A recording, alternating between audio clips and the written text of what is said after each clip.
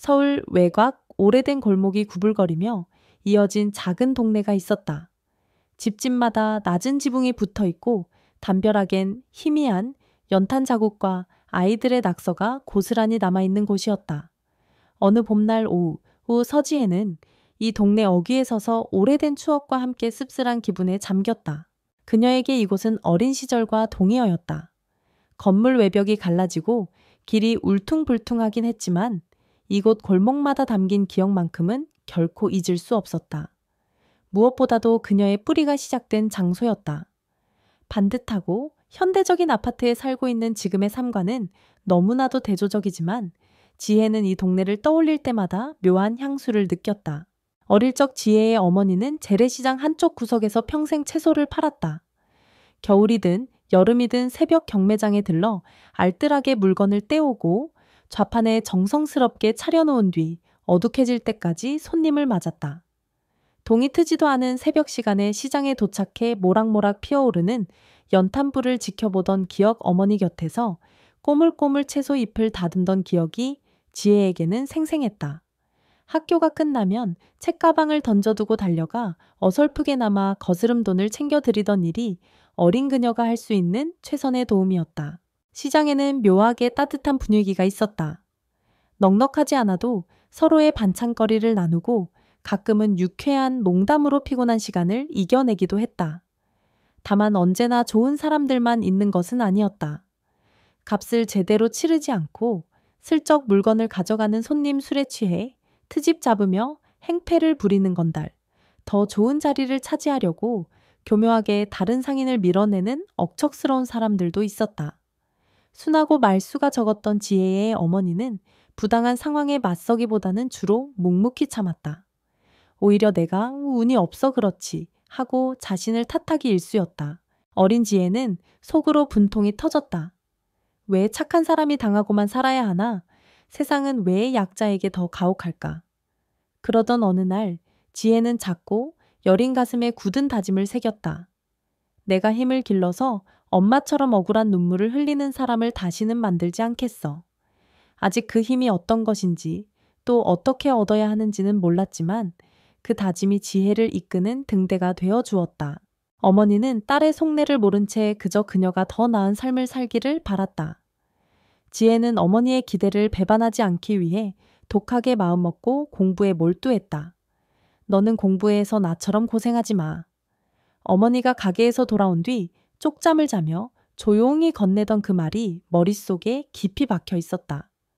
결국 지혜는 모두가 어렵다고 말하는 시험에 합격했고 번듯한 직업과 안정된 생활 기반을 갖추게 되었다. 그러나 기쁨을 함께 나누기도 전에 어머니는 조용히 세상을 떠났다. 지혜가 합격했어요. 이제 힘든 날은 끝이에요라고 기쁨을 전한 지 얼마 지나지 않았을 때였다. 평생의 고단함을 내려놓듯 평온히 눈을 감아버린 어머니를 보며 지혜는 어른이 되어서도 결코 지울 수 없는 상실감을 안게 되었다. 시간이 흐르고 지혜는 도시의 조용한 오피스텔에 혼자 지냈다. 방 안에는 꼭 필요한 물건만 딱딱 제자리를 지키고 있었고 정갈한 화초가 창가에 놓여 있을 뿐이었다. 퇴근 후에는 주로 집에서 클래식 음악을 듣거나 책을 읽으며 보냈고 주말에도 미술관을 찾거나 차를 마시며 소소한 시간을 즐겼다. 화려한 모임보다는 혼자만의 차분한 시간이 오히려 위로가 되었다. 다른 사람들은 그녀를 차갑고 내성적인 사람이라고 평했지만 지혜는 자신을 쉽사리 드러내지 않는 편이 편안했다. 오랜 세월 마음속 깊이 쌓인 슬픔과 결심을 지키기 위해 그리고 때때로 찾아오는 추억의 아픔을 감내하기 위해서라도 말이다. 어느 가을 어머니의 기일이 가까워지자 지혜는 더 이상 견딜 수 없을 정도로 마음이 흔들렸다. 오랜만에 엄마가 좋아하시던 걸 해드리고 싶다. 어머니가 생전에 제일 좋아했던 소박한 나물 비빔밥을 직접 만들어 어머니를 기리고 싶었다. 그리고 그 재료를 옛날 어머니가 장사하던 재래시장에서 사고 싶었다. 마치 그렇게 하면 어머니가 곁에 다시 살아나는 듯한 느낌을 받고 싶었던 것이다. 지혜는 옷장에서 가장 수수한 옷을 꺼내 입고 현관 구석에 놓여있던 낡은 시장 바구니를 손에 들었다. 달아 반질거리는 나무 손잡이와 긁힌 자국마다 어머니의 손길이 고스란히 서려 있었다. 바구니를 드는 순간 마치 어머니가 살아 생전에 손을 마주잡아 주듯 따뜻함이 전해졌다. 택시에서 내려 시장 앞에 선 지혜는 의외로 많이 변하지 않은 풍경에 잠시 놀랐다. 시끌벅적한 호객 소리와 분주히 오가는 사람들 군데군데서 뿜어져 나오는 음식 냄새가 어린 시절 그대로였다. 여전히 갑 흥정이 이루어지고 상인들은 싱싱한 채소와 과일을 좌판에 가득 쌓아놓고 있었다. 그녀는 과거 어머니가 즐겨 지나던 골목길을 따라 천천히 걸었다. 채소 가게 앞에는 백발의 할머니가 작은 의자에 앉아 있었다. 지혜가 다가가자 할머니는 한참 들여다본 뒤에야 그녀를 알아보며 반가움에 얼굴을 폈다. 세상에 이게 지혜 맞지? 이렇게 커버리면 몰라보지.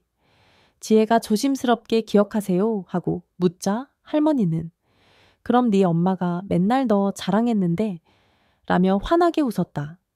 지혜는 어머니 기일을 맞아 나물 재료를 사러 왔다고 전했다.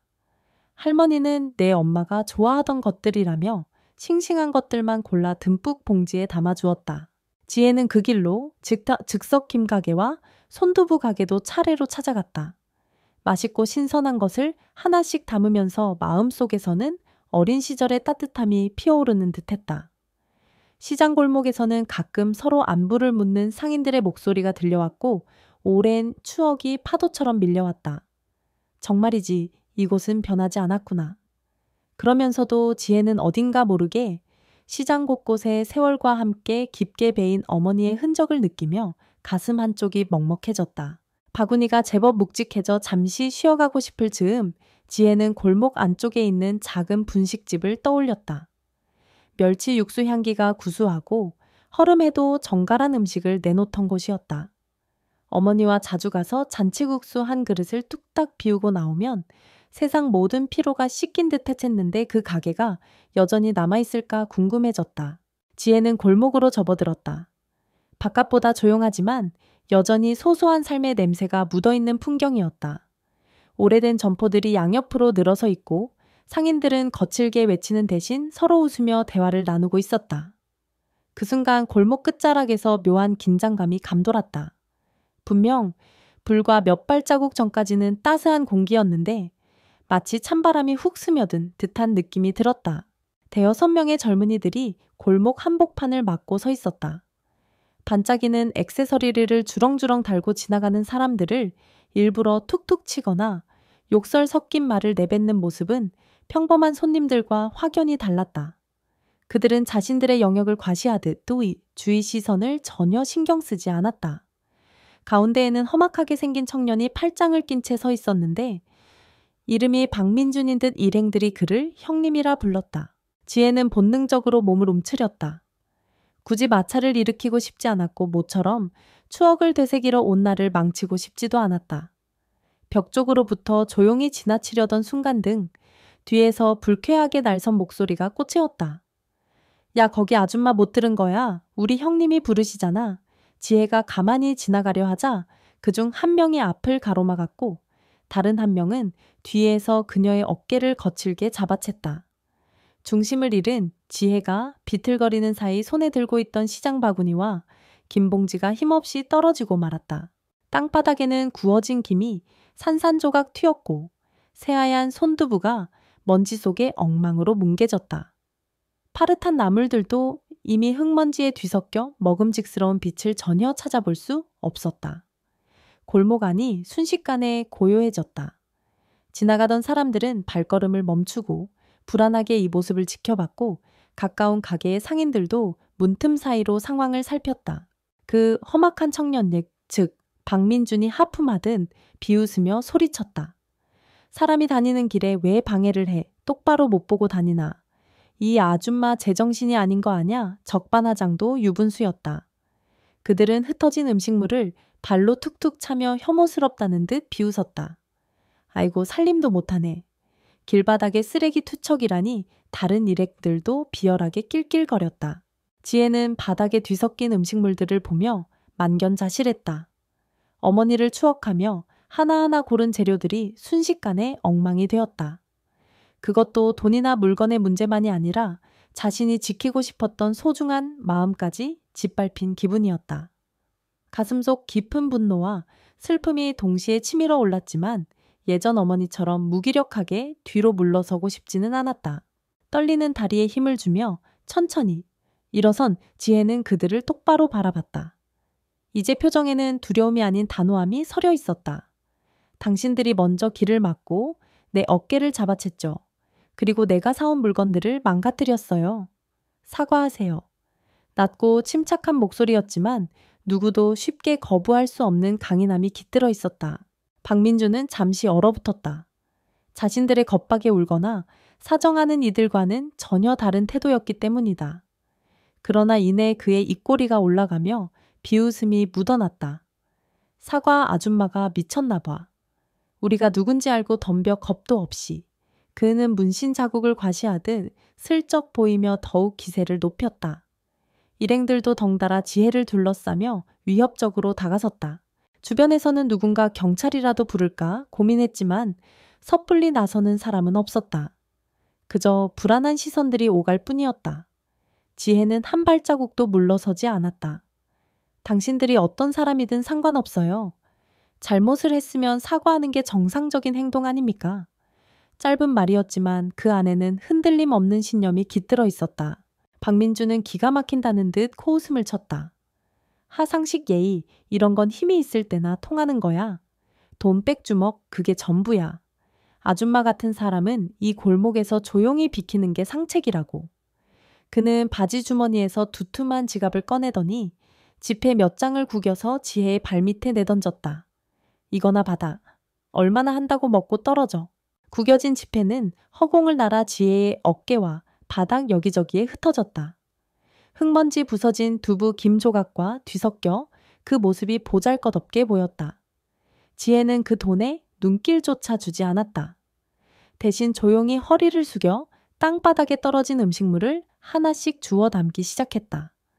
매 순간이 느리게 흘러가는 듯 지혜는 부서진 김가루와 나물 잎사귀를 낡은 바구니에 모조리 쓸어 담았다. 그 침묵의 생공의 행동이야말로 가장 강력한 반응이었다. 이런 돈 몇 장으로 해결될 일이 아니다. 네가 어떤 의도로 돈을 던져도 나는 흔들리지 않는다. 지혜가 말로 하지 않아도 의도가 선명히 전해졌다. 박민주는 그 반응이 무서운 듯 하려는 얼굴이 벌겋게 달아올라 주먹을 움켜쥐었다. 분노와 모멸감이 섞인 그의 눈빛에서 한순간 살기가 번뜩였지만 주변에 사람도 많고 CCTV도 있었다. 결국 그는 당장 손을 쓰기 어려웠다. 지혜는 마지막까지 고다사리처럼 으깨진 나물잎을 바구니에 담고 조용히 몸을 일으켰다. 그리고 무겁게 처진 어깨를 펴며 뒷골목을 벗어났다. 그 뒷모습에는 어떤 비굴함도 없었다. 시끄러운 잔소리 대신 꿋꿋이 무언의 메시지를 남긴 채 지나가는 그녀를 보며 박민준과 일당은 알 수 없는 분노와 찜찜함에 사로잡혔다. 겉으로는 별 미친 아줌마 다 보겠네 하고 욕설을 내뱉었지만 속이 썩는 기분을 떨칠 수 없었다. 지혜는 시장을 나오면서 내내 가슴이 쿵쿵 요동치는 것을 느꼈다. 두려움과 수치심이 없었다면 거짓말이었지만 동시에 어린 시절 어머니가 당했던 부당함에 끝내 대항하지 못했던 아픔이 떠올라 마음이 복잡했다. 그녀는 집으로 돌아와 망가진 재료들을 처연히 바라보다가 결국 아무 말 없이 쓰레기 봉투에 담았다. 어머니가 좋아하는 나물 비빔밥을 해드리려던 마음은 무너져 내렸지만 동시에 예전부터 자신이 지키려 했던 약자를 대변하는 힘이라는 목표를 다시금 떠올리게 된 계기도 되었다. 며칠 뒤 시장에서 마주쳤던 불량배들 이야기는 지혜에게서 거의 잊히지 않았다. 애써 마음을 다잡고 자신의 업무에 집중하려 해도 가끔 그들의 비열한 웃음이 머릿속에 스쳤다. 지혜는 법조인으로서 사회 부조리에 일일이 관여할 수 없음을 알고 있었다. 하지만 그래도 어떤 식으로든 도움을 줄 수 있는 방법은 없을까? 고민하던 중 그녀는 우연히 지역 커뮤니티 게시판에서 비슷한 피해를 호소하는 글을 보았다. 소수의 젊은이들이 시장과 인근 지역에서 행패를 부리고 갈취를 일삼는데 주민들이 불안에 떨고 있다는 내용이었다. 글의 댓글들을 읽는 순간 지혜는 직감적으로 이것이 시장 골목에서 자신이 마주쳤던 바로 그 무리라는 생각이 들었다. 피해 사례들은 훨씬 심각했다. 장사하는 할머니에게 자리세를 뜯거나 밤늦게 배달을 하던 청소년을 협박해 돈을 빼앗는 등 약하고 방어 능력이 없는 이들을 집요하게 괴롭혔다. 주민들은 보복이 두려워 쉬쉬하거나 설령 신고를 해도 소극적인 태도로 일관했다. 왜냐하면 신고 후 돌아올 보복이 두려웠기 때문이었다. 지혜는 그날의 분노가 다시금 솟아올랐지만 동시에 법과 제도 안에서 적절히 해결되어야 함을 알았다. 그녀는 관련 법령과 판례를 조용히 찾아본 뒤 익명으로 지역 경찰서에 민원을 넣고 적극적인 순찰과 수사를 촉구했다. 피해자들이 더 이상 나약함에 허덕이지 않고 위협적인 존재들이 처벌을 받길 바라는 마음에서였다. 지혜는 이 작은 행동 하나가 혹시라도 변화를 가져올지 모른다고 믿었다. 그 무렵 관할 경찰서에서는 상습폭력배 문제로 골머리를 앓고 있었다. 담당 형사 김진철 팀장은 이미 여러 사건을 통해 박민준 일당에 대한 정보를 모으고 있었다. 다만 정확한 증거 부족 피해자들의 침묵 목격자들의 무관심으로 인해 이렇다 할 성과가 없었다. 그러나 이번에는 달랐다. 주민 제보와 피해자들의 목소리가 점차 늘어나고 있었고 익명 게시판에서 발견된 논리정연한 글 덕분에 사건을 본격적으로 하나로 묶을 단서가 마련되었다. 김진철 팀장은 특별수사팀을 꾸려 박민준 일당과 관련된 크고 작은 신고들을 전부 다시 검토했다. 피해자들을 직접 만나 설득하며 보다 구체적인 진술을 확보해 나갔다. 분식집 할머니는 그들이 가게에 와서 난동을 부렸던 당시의 상황을 다시 떠올리며 무서웠던 심정을 털어놓았다. PC방에서 갈취당한 고등학생과 부모는 더 큰 보복이 두려워 그동안 참았다라며 모아두었던 증거 자료를 제출했다. 시장 상인들도 하나둘 용기를 내어 이제는 참지 않겠다며 5일 전부터 당했던 갈취와 협박의 전말을 밝혔다. 사건마다 단편적이던 증거들이 서로 맞물리자 박민준 일당의 상습적인 범죄 구조가 드러났다. 노인과 청소년, 혼자 장사하는 여성 상인처럼 방역이 어려운 대상을 골라 반복적으로 금품을 빼앗았다. 사람들이 무서워하며 말 못하는 틈을 타 자신들의 세력을 확장해 왔던 것이다. 수사팀은 이 사실을 바탕으로 형사들의 잠복 근무, CCTV, 분석 주민 진술 등을 통해 더욱 구체적인 증거를 모았다. 결정적인 시점이 다가왔다고 판단한 김진철 팀장과 담당 검사는 체포영장을 신청하고 압수수색 영장까지 발부받았다. 그들은 박민준 일당이 자주 모이는 PC방과 인근 당구장 노래방 등을 지목해 동선을 면밀히 추적했다. 그리고 어느 날 새벽 PC방에서 밤새 게임을 하고 나오던 박민준과 일행들을 잠복 인력이 기습 체포했다. 여느 때처럼 시시덕거리며 담배를 물고 나타난 그들은 다수의 형사에게 순식간에 포위되자 새파랗게 질린 표정으로 몸부림치다가 이내 제압당했다. 박민준 씨 상습 공갈 및 협박 절도 등의 혐의로 체포합니다. 변호인을 선임할 권리가 있고 변명의 기회가 있으며 김 팀장이 차가운 목소리로 미란다 원칙을 고지하자 박민준은 격렬하게 반발했다. 우리가 뭘 잘못했는데 처음에는 이렇게 외쳤지만 이미 확보된 증거가 워낙 명확했다. 피해자 진술과 CCTV 자료에다 여러 사건이 총망라되어 있었다. 결국 박민준 일당은 구속되었고 검찰에 송치되었다. 지역 신문 사회면 한 구석에는 이들의 구속 기소 소식이 짧게 보도되었다. 상습 갈취, 협박, 일당 검찰 송치라는 제목 아래 그들이 저지른 여러 범행이 나열되어 있었다. 이 기사를 스쳐보며 지혜는 묘한 감정에 휩싸였다. 그래 결국 저 사람들도 법의 심판을 받게 되는구나. 그녀의 익명 민원글이 직접적인 단서가 되었는지는 알 수 없었지만 무엇이 됐든 작은 변화의 시작을 만든 셈이었다. 그로부터 몇 달 뒤 봄이 무르익어 벚꽃이 지고 연두빛 새싹이 돋을 무렵 지방법원에서는 박민준 일당에 대한 첫 공판이 열렸다. 공판 당일 법정 복되는 피해자들과 가족들 사건을 취재하는 기자 몇 명이 일찍부터 모여 있었다. 모두가 잔뜩 굳은 표정으로 재판부의 판결을 기다리는 모양새였다. 분식집 할머니는 아들의 부축을 받아 힘겹게 걸었고 PC방 사건, 피해 학생의 부모도 손을 꼭 잡은 채 입술을 앙다물고 있었다. 곧 교도관들에게 이끌려 들어온 박민준 일당은 다소 수척해진 모습이었다. 얼굴에 떠오른 불안과 불만이 뒤섞인 표정에서 그들은 아직도 현실을 직면하기보다는 어떻게든 빠져나갈 궁리만 하는 듯 보였다. 재판 시작을 알리는 서기의 목소리에 따라 모두가 자리를 잡았고 판사가 법정으로 들어섰다. 잘 다려진 검은 법복을 입은 젊은 여성 판사는 단정한 자세로 판사석에 앉았다. 지금부터 사건 번호 선폴의 피고인 박민준 외파오 명에 대한 공판을 시작하겠습니다. 서기의 간단한 개정 선언 후 판사는 피고인 앞으로 나오세요.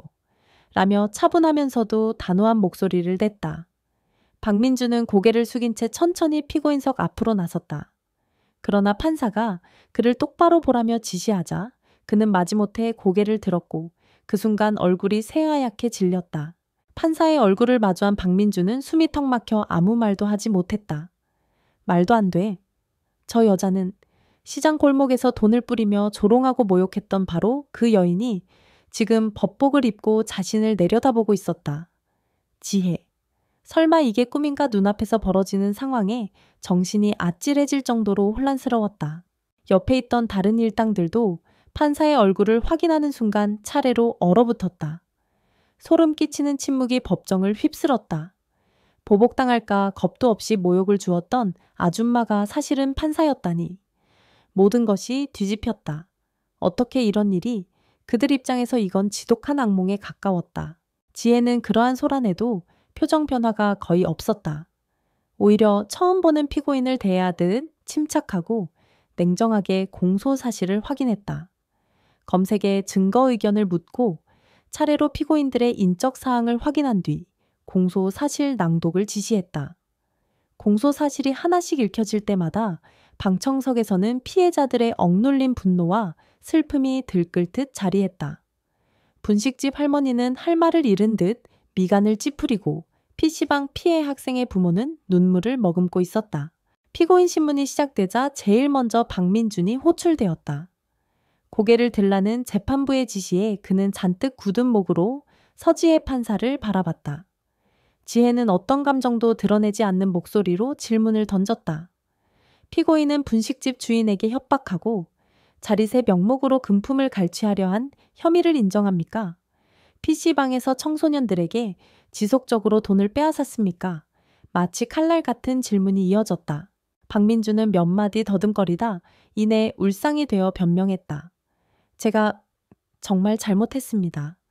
그때는 그러나 지혜는 일체 감정적 동요 없이 피해자 진술과 CCTV 증거가 확보되어 있습니다. 아직 부인하실 겁니까? 하고 더 깊이 추궁했다. 그제야 박민준은 땀을 삐질삐질 흘리며 울먹이는 목소리로 정말 죄송합니다. 라고 빠져나가려 애썼다. 다른 일당들도 마찬가지였다. 두 번 다시는 이런 짓 안 하겠습니다. 한 번만 용서해 주세요. 다들 고개를 조아리며 애원했다. 불과 몇 달 전 시장 골목에서 돈을 뿌려가며 조롱하던 그들이었다. 그러나 지금 이 법정 안에서 모든 주도권은 지혜의 손에 있었다. 그녀가 그들을 대하는 태도는 일반적인 재판과 다를 바 없었다. 피해자들이 입은 피해와 정신적 고통은 굉장히 크고 죄질 또한 나쁘다는 점을 고려해야 합니다.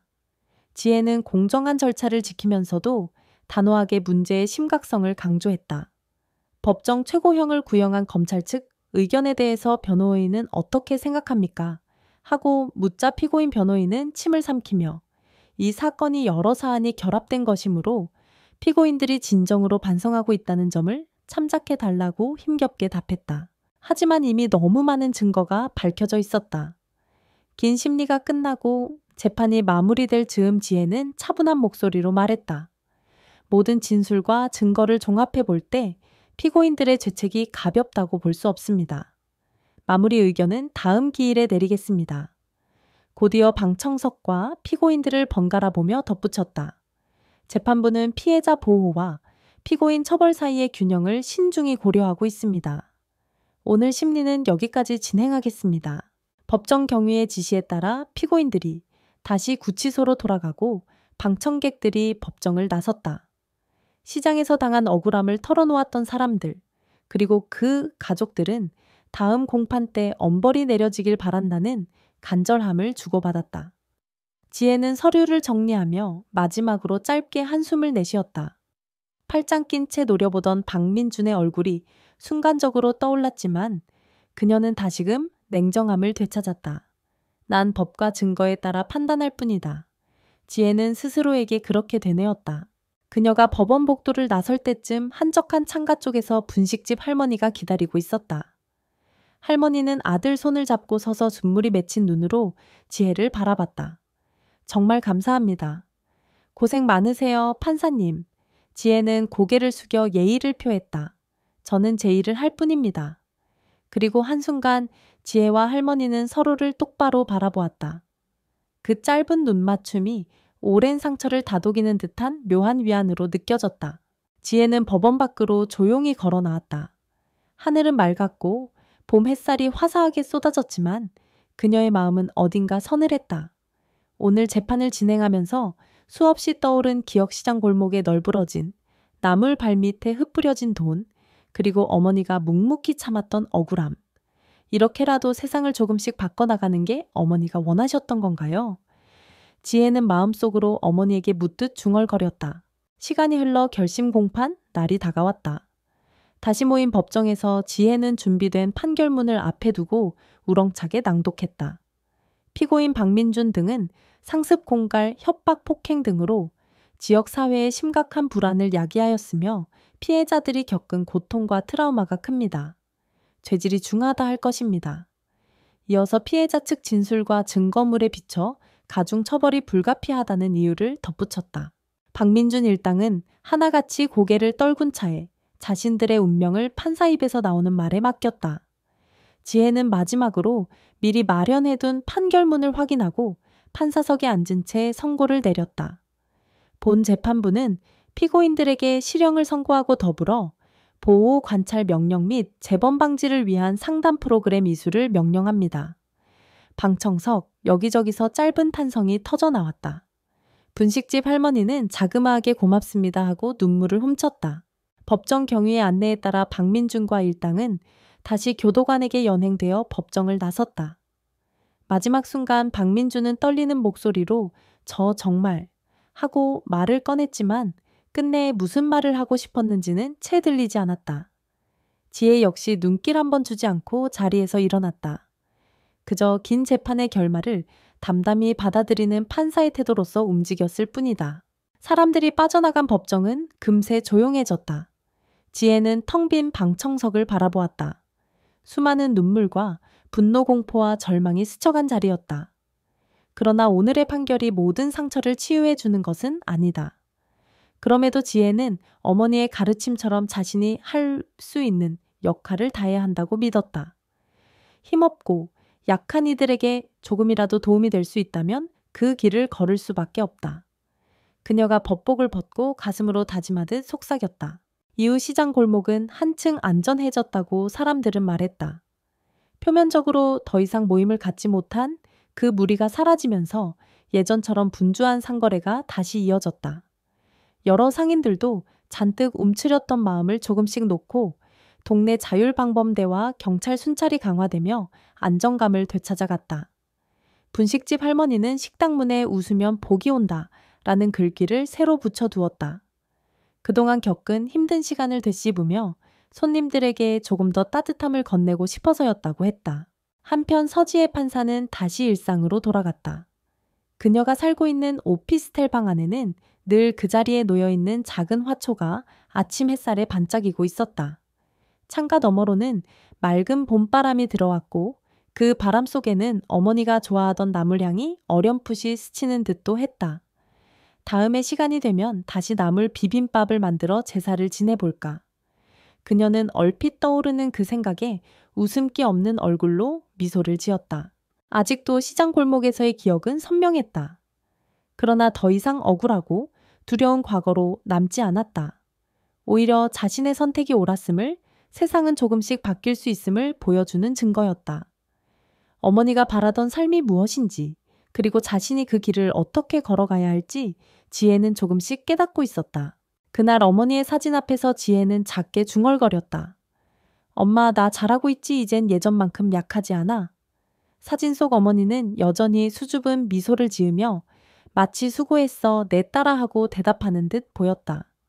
세월은 지나도 결코 잊히지 않는 것들이 있다. 돌아갈 수 없는 시간의 아픔과 그럼에도 끝내 포기하지 않는 희망이 그것이었다. 지혜는 그 사실을 누구보다 잘 알고 있었다. 그녀는 다시 한번 마음을 다잡고 내일의 재판 기록을 정리하기 위해 책상 앞에 앉았다. 밤이 깊어질수록 창문 밖으로 보이는 도시는 조용해졌지만 지혜의 눈은 여전히 날카롭게 빛나고 있었다. 어머니에게 부끄럽지 않은 법조인이 되겠다는 한결같은 마음을 품으며 그녀는 끊임없이 앞으로 나아갔다. 밖에서는 어느새 봄비 내린 뒤에 화창해진 하늘 아래로 밝은 새벽이 다가오고 있었다.